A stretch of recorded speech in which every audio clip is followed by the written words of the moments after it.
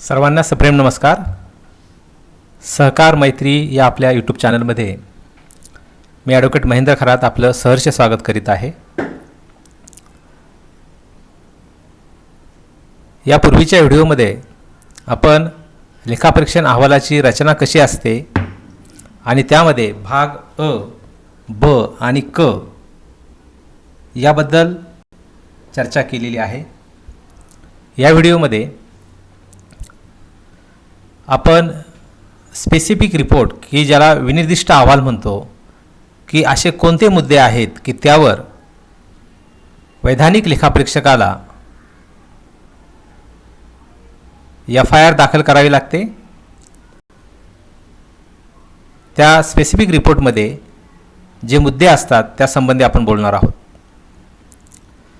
मित्रहो, आपलं हे सहकार मैत्री जे यूट्यूब चॅनल आहे ते सहकार चळवळीमध्ये जे कार्यरत आहेत त्यांच्या सेवेसाठी आपण बनवलेलं आहे, त्यांच्या प्रबोधनासाठी आपण बनवलेलं आहे आणि त्यामुळं ते जास्तीत जास्त सबस्क्राईब आपल्या मित्रांमध्ये होईल, आपल्या सहकाऱ्यांमध्ये होईल, यासाठी आपण सर्वतोपरी प्रयत्न करणं हे माझ्यासाठी आवश्यक आहे।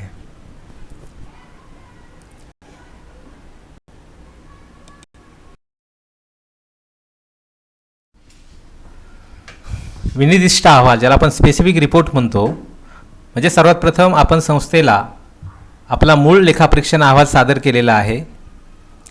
त्यानुसार आपल्याला 15 दिवसांची मुदत दिलेली आहे। त्या मुदतीमध्ये आपण विशेष अहवाल सादर केलेला आहे।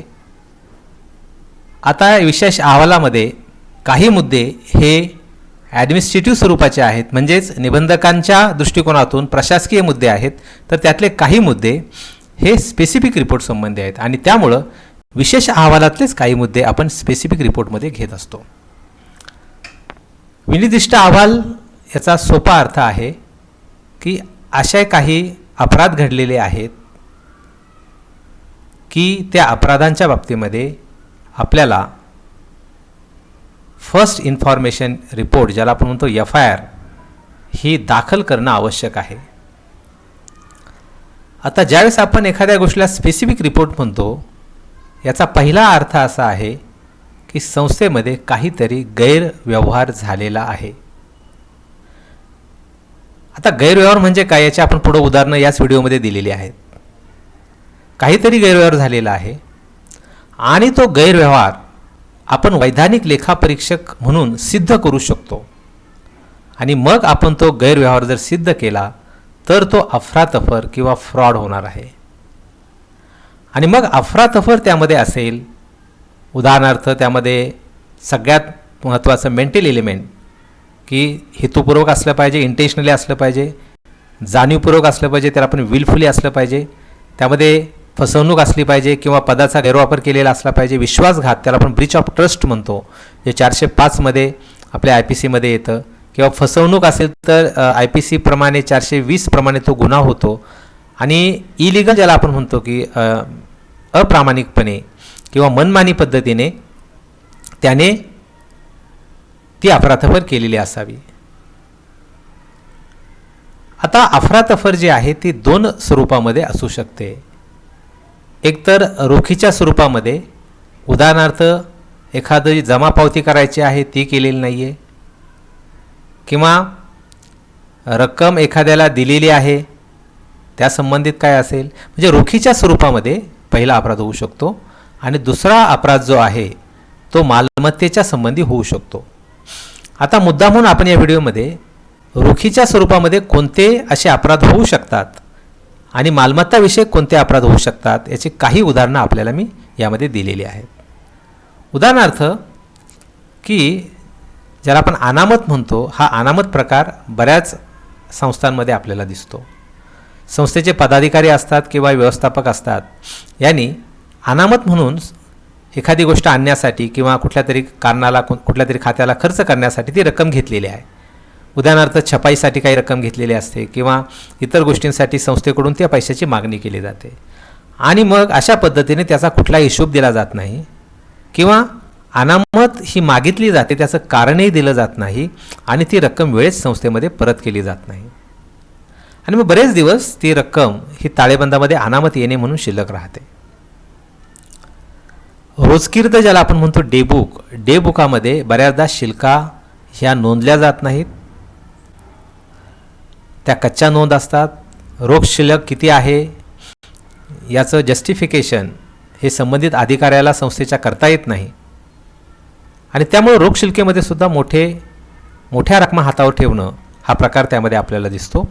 आणि जर आपण प्रमाणापेक्षा जास्त रक्कम हातामध्ये ठेवत असाल तर तो सुद्धा आपण अपराध म्हणून मानायला हरकत नाही आहे.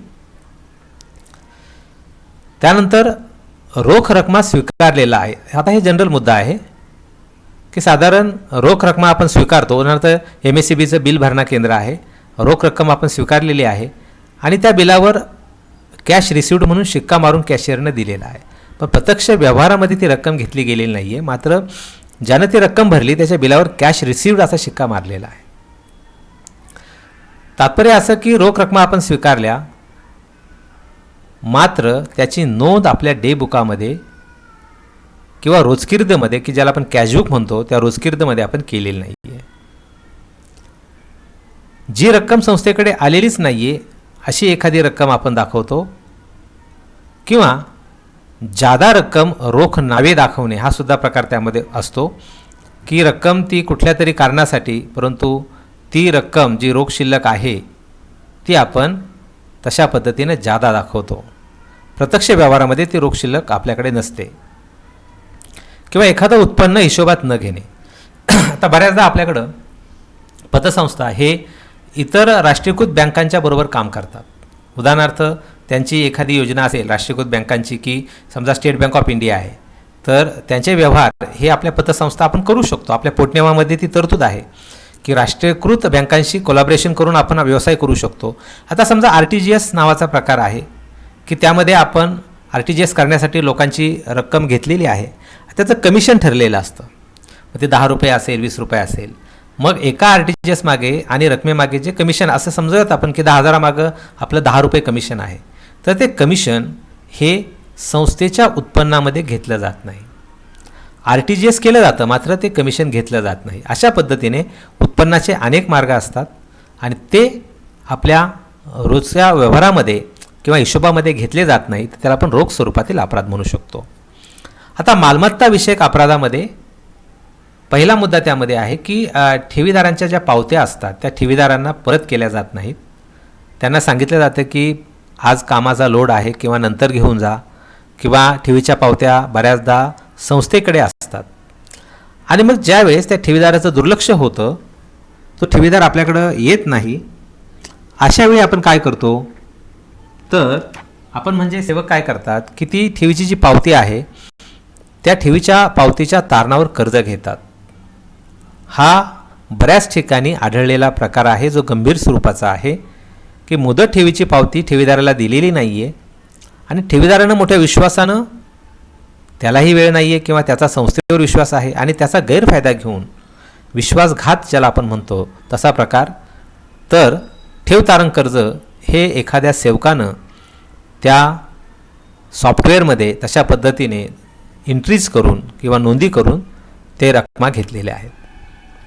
त्यानंतर असाही प्रकार होतो की सोने तारणामध्ये ते सोनं तिजोरीमध्ये नाही आहे, किंवा जे सोनं आहे ते खरं सोनं जे तारण ठेवलेलं होतं त्याच्याऐवजी जे कृत्रिम ज्याला आपण म्हणतो बेगडी स्वरूपाचं किंवा खोटं सोनं ज्याला आपण म्हणूयात, तर ते ठेवून तशा पद्धतीने एक गैरव्यवहार हा सुद्धा संस्थेमध्ये होत असतो.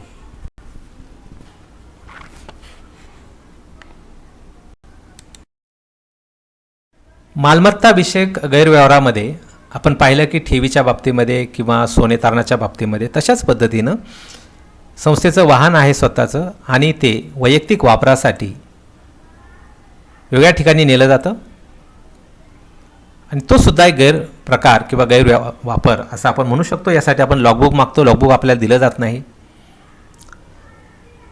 वीज बिलांच्या बाबतीमध्ये पतसंस्थांमध्ये असे गैरव्यवहार आपल्याला प्रकर्षानं जाणवतात की वीज बिलाच्या रकमा शहरामध्ये किंवा ग्रामीण भागामध्ये अनेक ठिकाणी पतसंस्थांमध्ये वीज बिलाच्या रकमेचा भरणा केला जातो. मात्र प्रत्यक्षामध्ये ती जी रक्कम असते ती आपल्या हिशोबामध्ये, ज्याला आपण रोजकी रद्द म्हणतो, त्यामध्ये जमा बाजूला घेतली जात नाही. मात्र जमाकर्त्याला तशा पद्धतीनं शिक्का मारून त्याचं जे बिल आहे ते दिलं जातं. बऱ्याचदा असं होतं की काही मालमत्ता आपल्याकडे नसते, मात्र ती जादा मालमत्ता दाखवली जाते. डेस्कटॉप उदाहरणार्थ आहे की एखादा टेबल संस्थेमध्येच नाही आहे, तो कुणाच्या तरी घरी ठेवलेला आहे किंवा कुणाच्या तरी ऑफिसमध्ये तो ठेवलेला आहे. मात्र तो खर्च जो आहे तो संस्थेच्या व्यवहारातून झालेला आहे. शिल्लक मालाचं चुकीचं मूल्यांकन. आता मोठ्या मोठ्या ज्या ग्राहक संस्था असतात किंवा आपण विविध कार्यकारी सोसायट्यांमध्ये जे काही मालाचे व्यवहार केले जातात, मग त्यामुळे खत असेल, बी बियाणं असेल, विविध प्रकारची रसायनं असतील, आणि त्यामुळे शिल्लक माल जेथे असतो त्या शिल्लक मालाचं चुकीचं मूल्यांकन करून, उदाहरणार्थ चांगला माल खराब दाखवणं आणि त्यामुळं त्या मालाबद्दल विचारणा होत नाही आहे, किंवा जो खराब माल आहे तो जमा खर्च न करता तशाच पद्धतीने ठेवणं. त्यानंतर शिल्लक माल नसताना 100 रुपयाचा शिल्लक माल आहे, मात्र तो 700 रुपयाचा किंवा 1000 रुपयाचा दाखवणं, प्रत्यक्ष तो माल संस्थेकडे नाही. असे शिल्लक मालाच्या बाबतीमध्ये वेगळे प्रकार हे सुद्धा आपल्याला वेगळ्या संस्थांच्या प्रकारानुसार आपल्याला दिसतात. त्यानंतर चेकच्या बाबतीमध्ये आपण जो काही चेक आपल्या सभासदाला देणार आहोत तो क्रॉस चेक असावा. उदाहरणार्थ कर्जाची रक्कम असेल, ठेवीची रक्कम असेल, तर आपल्याला इन्कम टॅक्सनं असं सांगितलं की 10,000च्या वर रक्कम असेल तर आपण ती क्रॉस चेकने द्यावी आपल्या खात्यावर. आणि अशा पद्धतीने बऱ्याचदा बेरेर चेक ज्याला आपण म्हणतो त्या बेरेर चेकने व्यवहार केले जातात आणि परस्पर त्या खातेदाराचे जे पैसे आहेत ते पैसे हे वापरले जातात. हा सुद्धा त्यामध्ये मुद्दा आहे की जो गैरप्रकार, गैरव्यवहार आणि अफरातफरीचा मुद्दा होऊ शकतो. आणि आपण तेच मुद्दे ह्या व्हिडिओमध्ये मांडत आहोत की जे अफरातफर म्हणून आपण गृहीत धरू शकतो. निधीची गुंतवणूक न करणे हा सुद्धा एक महत्त्वाचा मुद्दा आहे, किंवा मुदत ठेवी असतात किंवा आपले नफ्यातले निधी असतात त्याची योग्य गुंतवणूक न करणे. बऱ्याचदा हव्यासापोटी जी काही कलम 70मध्ये आपल्याला सूचना केलेली आहे की जिल्हा मध्यवर्ती बँक अ वर्ग असेल, राज्य सहकारी बँक असेल किंवा नागरी बँक जिला 3 वर्ष अ वर्ग आहे आणि रिझर्व्ह बँकेने पण अ श्रेणी दिलेली आहे आणि शिवाय निबंधकांची परवानगी, असं न करता आपण इतर एखाद्या नागरी बँकेमध्ये प्रलोभनापायी अशा संस्थेच्या निधीची आपण किंवा ठेवीची गुंतवणूक करतो. आणि मग असं बऱ्याचदा होतं की त्या नागरी बँकेतून आपल्याला आपल्या मुदत ठेवी परत मिळत नाहीत, आपल्या सभासदांच्या ठेवी आपण परत करू शकत नाही आहेत, आपले निधी तिथं जे गुंतवलेले असतात ते असुरक्षित होतात. आणि मग तो मुद्दासुद्धा आपल्याला गैरप्रकार मानायला हरकत नाही आहे. जादा रोख शिल्लक हातावर ठेवणे हा मुद्दा आहेच. दैनंदिन बचत ठेवीचा जो भरणा असतो तो किमान आदल्या दिवशी केलेला भरणा दुसऱ्या दिवशी सकाळी भरला पाहिजे. मात्र तो 3 ते 4 दिवस जरी हातात ठेवला तरी असं आपण समजू शकतो की तो पैसा त्या जे एजंट आहेत त्यांच्याकडून तो पैसा वापरला जातो. आणि मग अशा पद्धतीने एजंटला सवलती दिल्या जातात जे दैनंदिन बचत ठेव कमिशन एजंट असतात. आणि मग त्यांना जर तशा पद्धतीने सवलती दिल्या आणि तो जर भरणा व्यवस्थितपणे आपल्या पतसंस्थेत आला नाही तर तो गैरप्रकार मानायला हरकत नाही आहे. त्यानंतर सेवकांच्या वेतनातून कलम 71 प्रमाणे आपण PFची रक्कम, भविष्य निर्वाह निधीची रक्कम कपात केलेली आहे. आता ती कपात केलेली रक्कम ही संस्थेच्या व्यवहाराबाहेर आपल्याला स्वतंत्र बँकेमध्ये गुंतवायची आहे, मात्र संस्थेने तो पैसा स्वतःच्या व्यवहारामध्ये ठेवलेला आहे. त्यानंतर कोऱ्या चेकवर शून्य वाढवणे हा प्रकार आता फारसा दिसत नाही, मात्र पूर्वी गेल्या 5 वर्षात 10 वर्षामध्ये असे काही अनेक प्रकार आपल्याला दिसत आहेत की संचालक मंडळाला वेळ नाही आहे, मग अध्यक्ष, सचिव किंवा जे काही पदाधिकारी असतील ते सह्या करून कोरे चेक हे संस्थेमध्ये ठेवून देतात आणि त्यानंतर आवश्यकतेनुसार त्यावर रक्कम टाकून बँकेतून ते पैसे काढले जातात. आता या विश्वासाचा गैरफायदा घेऊन तशा पद्धतीने जे सह्या केलेले कोरे चेक पदाधिकाऱ्यांनी विश्वासाने ठेवलेले आहेत त्यावर काही रकमा टाकून ते पैसे हे बँकेतून काढले जातात. हा सुद्धा गैरव्यवहार आपल्याला काही ठिकाणी दिसतो. त्यानंतर बऱ्याचदा असं होतं की संचालक मंडळाचा एखादा व्यक्ती आपलं स्वतःची जी जागा असते त्यावर इमारत बांधतो आणि मग त्या इमारतीमध्ये एखादा गाळा जो असतो तो पतसंस्थेला दिला जातो आणि जिथं आपल्याला 5 ते 7,000 किंवा 10,000 भाडं घ्यायचं आहे तिथं 25,000 रुपये भाडं जाणीवपूर्वक महिन्याला घेतलं जातं, जेणेकरून तो संस्थेचा जो पैसा आहे तो स्वतःकडे यावा अशा पद्धतीनं जो गैरहेतू आहे तो वापरला जातो. आता इथं 73 फ प्रमाण आपल्याला सांगितलं गेलेलं आहे की आपण जर संचालक असाल तर संस्थेच्या प्रत्यक्ष किंवा अप्रत्यक्ष व्यवहारामध्ये आपल्याला ढवळाढवळ करता येत नाही.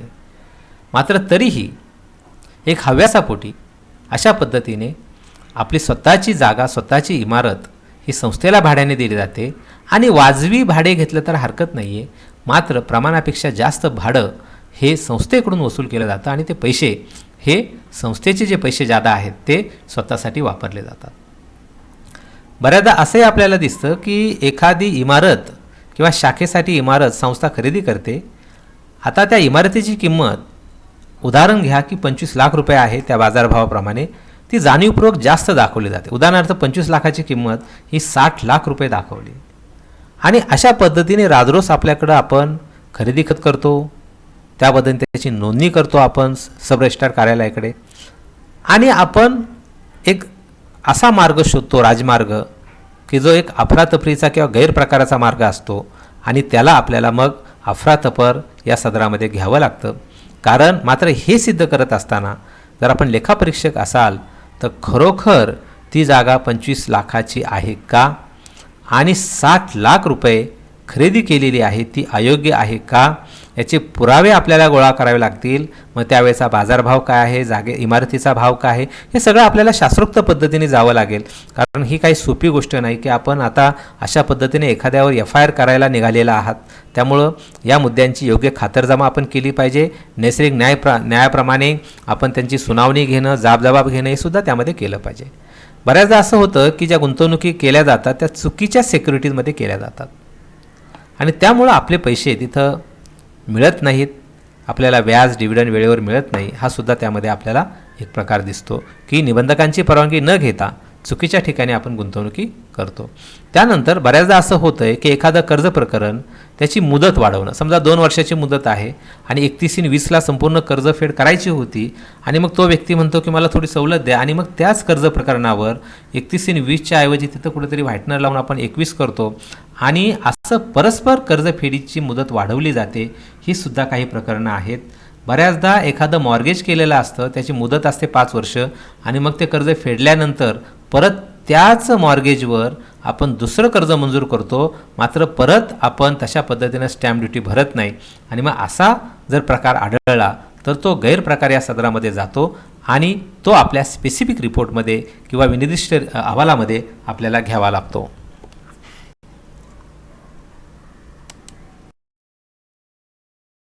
कर्ज प्रकरण हे ऑडिटर मागतात, ते ऑडिटरला कर्ज प्रकरण दिलं जात नाही. म्हणजे वैधानिक लेखापरीक्षक ज्यावेळेस लेखापरीक्षणाला येतात आणि एखादं कर्ज प्रकरण मागतात तर ते कर्ज प्रकरण हे दिलं जात नाही. मग ते खरं आहे त्या व्यक्तीच्या नावावर आहे की नाही, म्हणजेच काय की मोघम नावाने कर्ज प्रकरण करणे हे सुद्धा काही ठिकाणी आपल्याला दिसतं आणि हा सुद्धा अतिशय गंभीर बाब असते. आता अनेक कर्ज प्रकरणं असतात, त्यामधून कोणती मोघम आहेत हे सुद्धा लेखापरीक्षकाला तसं खूप अडचणीचं असतं. मात्र आपण जर त्या प्रकरणाच्या बाबतीमध्ये काही ठिकाणी आपण रुजुवाती घेतल्या, म्हणजे एकदम 100 कर्ज प्रकरणं असतील तर 50 रुजुवाती घ्यायच्या नाही आहेत, पण मोजक्या जरी आपण एक 5 ते 7% जरी रुजुवाती घेतल्या, ते कर्जदार असतील त्यांना बोलावणं, त्यांची बाकी त्यांना विचारणं, ते त्यांनी कर्ज घेतलं आहे का, ही पद्धती जर आपण वापरली तर नक्कीच संस्थांवर एक नैतिक अशा पद्धतीचं आपण एक प्रभाव टाकू शकू आणि त्याचा परिणाम ते प्रमाण कमी होण्यासाठी होईल. पण असा एक आपल्याला मुद्दा दिसतो की मोघम नावाने तो व्यक्ती नाही आहे, त्या नावानं कर्ज प्रकरण केलेलं आहे आणि ती रक्कम ही सेवक असतील किंवा संचालक असतील त्यांनी परस्पर अशा पद्धतीने वापरलेली आहे आणि तो गैरप्रकार झालेला आहे. संस्थेच्या स्वमालकीची इमारत आहे, ती संस्थेने स्वतःच्या व्यवहारासाठी केलेली आहे. मग ठेवीचा विभाग असेल, कर्जाचा विभाग असेल, प्रशासन विभाग असेल किंवा काय अधिकाऱ्यांच्या कॅबिन असतील आणि अशा पद्धतीच्या स्वमालकीच्या इमारतीतला काही भाग हे संस्थेचे जे अधिकारी, मग पदाधिकारी असोत किंवा मुख्य अधिकारी असोत, ते त्या इमारतीचा काही भाग आपल्या हितसंबंधियांना वापरासाठी देतात आणि त्यामुळं सुद्धा आपल्याला एक गैरप्रकार हा प्रकार त्यामध्ये म्हणावा लागतो. संस्थेची स्वमालकीची इमारत आहे आणि ती इमारत ही आपल्या हितसंबंधियांना स्वार्थासाठी दिलेली आहे आणि हा प्रकार हा गैरप्रकार होऊ शकतो. एखादं उदाहरण आपल्याला सांगता येईल की वीज मीटर संस्थेच्या नावाने आहे, वीज बिल हे संस्था भरते, मात्र ती जी विजेची विद्युत पुरवठा आहे तो विद्युत पुरवठा हा अजून एखाद्या दुसऱ्या व्यक्तीला किंवा एखाद्या व्यापारी गाळ्यासाठी पुरवला जातो की ज्याचं बिल संस्था भरते. म्हणजे इतक्या बारीक सारीक गोष्टी त्यामध्ये असतात की मालमत्तेचा गैरवापर कसा होऊ शकतो आणि हे पाहणं आपलं काम त्यामध्ये आहे. त्यानंतर हे जे स्पेसिफिक रिपोर्ट असतात ते रिपोर्ट आणि त्यातील मुद्दे जर आपल्याला सिद्ध करायचे असतील आणि एखाद्याला अपराधी म्हणून जर ठरवायचं असेल तर जाणीवपूर्वक तुम्हाला मी 4 महत्त्वाचे मुद्दे, ज्याला प्रिन्सिपल्स ऑफ क्रिमिनल लॉ, गुन्हेगारी शास्त्रामध्ये गुन्ह्याची जी तत्त्वं आहेत त्याची ओळख करून देतो आहे. कुठलाही गुन्हा एखाद्यावर सिद्ध करायचा असेल, त्याला अपराधी म्हणून घोषित करायचा असेल तर सगळ्यात प्रथम पाहिलं जातं की त्याचा हेतू आहे का, त्याचं इंटेन्शन काय आहे. त्यानंतर त्यानं तशा पद्धतीने पूर्वतयारी केलेली आहे का. तिसरा मुद्दा आहे त्याने तसा प्रयत्न केलेला आहे का. आणि चौथा मुद्दा त्यामध्ये आहे त्याने प्रत्यक्ष तशी कृती केलेली आहे का. त्यामुळं त्याची मानसिकता तपासणं, त्याला आपण नोईंगली म्हणतो, जाणीवपूर्वक, इंटेन्शनली, विलिंगली, हे जे महत्त्वाचे मुद्दे IPCमध्ये येतात ते आपण बारकाईनं पाहिलं पाहिजेत. कारण गुन्हा सिद्ध करायचा असेल तर त्याचा हेतू काय आहे हा सगळ्यात पहिला आपल्याला तिथे पाहावा लागतो. आता अफरातफर केलेली आहे, पहिले तर आपण गैरव्यवहार म्हणत असतो आणि मग गैरव्यवहार ही अफरातफर कशी आहे हे आपण सिद्ध करायचा प्रयत्न करत असो. त्यासाठी आपण काय प्रयत्न करावेत हे सुद्धा आपण पुढे स्वतंत्र व्हिडिओमध्ये पाहणार आहोत. मात्र अफरातफर म्हटल्यानंतर ज्याला आपण फ्रॉड म्हणतो, फ्रॉडची जी व्याख्या आहे ती आपल्या भारतीय करार कायद्यामध्ये कलम 17 आपल्याला दिलेली आहे, इंडियन कॉन्ट्रॅक्ट ॲक्ट 1872 तर अफरातफर म्हणजे नक्की काय हो, कारण गैरव्यवहार ही अफरातफर म्हणून सिद्ध करायची आहे. अफरातफर याचा अर्थ मुद्दाम मी तुम्हाला त्यामध्ये दिलेला आहे तो असा आहे की एखादी माहिती ही खोटी असताना तो व्यक्ती ती माहिती खरी आहे असं जाणीवपूर्वक दुसऱ्याला सांगतो. अफरातफर याचा अर्थ एखाद्या निधीचा गैरविनियोग केला जातो. त्यानंतर खोटं वचन देणे, ते आपण फॉल्स प्रॉमिस म्हणतो, आणि त्या व्यक्तीनं बोलण्याची गरज होती अशा वेळी तो व्यक्ती शांत राहतो. ज्यावेळी त्याची बोलण्याची गरज होती अशा वेळी तो व्यक्ती शांत राहतो. त्याचं शांत राहणं हे सुद्धा बोलण्यासारखंच असतं आणि त्यामुळं आपण त्यालासुद्धा फ्रॉड म्हणू शकतो. उदाहरणार्थ एखादं काम हे सॉफ्टवेअर कंपनीचं आहे आणि ते संचालकाने जर आपल्या नातेवाईकाला दिलं, कुटुंबियामध्ये कुणाला दिलं, तर कलम 73 FF प्रमाणे संचालकाला संस्थेच्या प्रत्यक्ष किंवा अप्रत्यक्ष व्यवहारामध्ये ढवळाढवळ करता येत नाही.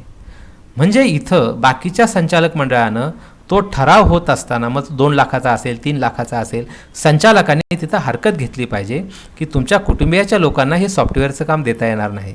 मात्र हरकत न घेता जर संचालक मंडळानं जो काही चेअरमन साहेबांच्या नातेवाईकाला सॉफ्टवेअरचं काम दिलं आहे ते मान्य केलं तर हे संचालक जे बाकीचे त्या सभेमध्ये ठराव करतायत ते सुद्धा त्याला जबाबदार धरले जातील.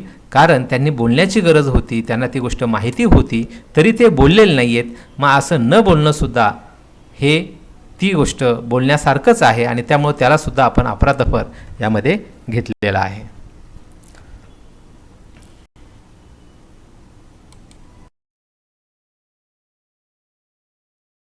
आपल्या विनिर्दिष्ट अहवालामध्ये किंवा स्पेसिफिक रिपोर्टमध्ये आपल्याला कलम लिहिण्याची अजिबात आवश्यकता नाही आहे आणि आपण असं काही नाही की भारतीय दंडसंहिता आपण बारकाईनं सारखा वाचला पाहिजे, ती कलम समजून घेतली पाहिजेत.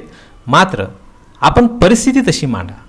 ही कलम मांडण्याचं काम पोलीस यंत्रणेचं आहे किंवा आपले जे सरकारी वकील आहेत त्यांचं आहे. त्यामुळं असं काही नाही आहे की आपण स्पेसिफिक रिपोर्ट करताना ती कलमं आपण टाकलीच पाहिजेत. माझा तर आग्रह राहील की आपण कुठल्याच प्रकारची कलमं टाकू नका. पण त्या कलमांची ओळख तुम्हाला मी देतो की जेव्हा आपण म्हणतो की बाबा विजेची जी काही विद्युत पुरवठा आहे तो संस्थेय बिल भरते आणि तोच विद्युत पुरवठा अजून 4 गाळ्यांना दिलेला आहे, म्हणजे 4 दुकानांची जी विद्युत सप्लाय केलेली आहे ते संस्थेच्या बिलातून जाते. इथं आपल्याला चोरी या सदरामध्ये ती गोष्ट घेता येईल. मग तिथं आपण तशा पद्धतीने परिस्थिती मांडा, ते कलम हे संबंधित यंत्रणा टाकणार आहेत. जसं आपण म्हणतो की विश्वासघात झालेला आहे, त्याला आपण 405 मध्ये आपण गुन्हा म्हणतो. 409 मध्ये जो सेवक असतो त्याने विश्वासघात केलेला असतो. त्यानंतर 420 मध्ये फसवणूक असते. तर आपल्याला हे जे काही कलम आहेत त्याची फक्त आपल्याला वस्तुस्थिती तिथं मांडायची आहे. प्रत्यक्ष कलमाचा क्रमांक देण्याची आवश्यकता नाही आहे आणि तसा प्रकारही आपण करू नये. मात्र ही परिस्थिती जुळून आली पाहिजे आणि त्यासाठी मुद्दाम तुम्हाला जी आपल्याला खूप उपयोगाची अशी कलमं असतात की आपल्याला जर तशा पद्धतीनं मांडणी करायची असेल तर ते कलमं आपण तशा पद्धतीने परिस्थिती त्या कलमाप्रमाणे आपण मांडली पाहिजे. अप्रामाणिकपणे मालमत्ता हलवलेली आहे, एखादा टेबल असेल किंवा एखादं वाहन असेल ते संस्थेचं आहे मात्र ते चुकीच्या पद्धतीने वापरलं जाते. खोटी कागदपत्र तयार करणं, खोट्या सह्या करणं, ज्याला आपण म्हणतो की खोटे हिशोब देणं, खोटे दस्त तयार करणं की जे व्यक्ती आपल्याला सापडत नाही आहे, मोघम नावानं कर्ज प्रकरण केलेलं आहे, अफरातफर झालेली आहे, पैशाचे असेल, मालमत्तेचे असेल, वस्तूचे असेल आणि मग अशा पद्धतीने त्याचा स्वार्थी हेतू आपल्याला दिसतो तर तिथं आपण अफरातफर म्हणायला हरकत नाही आहे आणि तिथं आपण FIR करायला हरकत नाही आहे. आता गैरवापर करत असताना एक नक्की आहे की पैसा किंवा मालमत्ता याचा गैरवापर झालेला आहे आणि तो स्वार्थासाठी झालेला आहे. मग अशा पद्धतीनं गैरवापर आणि स्वार्थ हे दोन गोष्टी त्यामध्ये असतील तर त्यामध्ये अफरातफर मानून आपल्याला FIR दाखल करायला काही हरकत नाही आहे. मात्र त्यासाठी इतर जे मुद्दे आहेत ते सुद्धा आपण पुढच्या व्हिडिओमध्ये देणार आहोत. धन्यवाद.